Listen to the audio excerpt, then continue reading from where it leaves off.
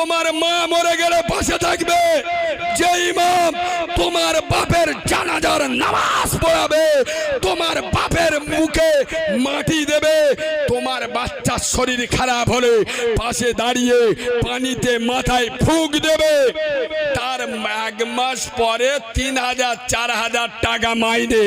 আর আমার মতো মৌলবি এনে 2 ঘন্টায় 12,000।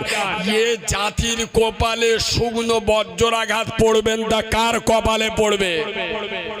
কি গো, এই কথাটা আমি ছাড়া বাংলার কোন আলেমের মুখ তো শুনেছে? একজন বলুন যে শুনেছি। জানে এত বড় সত্য কথা বললে দোকানে ঝাঁপ পড়ে যাবে। শোনেন, আমি নবীর মেম্বারে বসে বলছি, নিজের চোখে দেখেছি। সারা রাত ওয়াজ হচ্ছে, 5টা বক্তা এসে তাদের 95,000 টাকা দিল। সকাল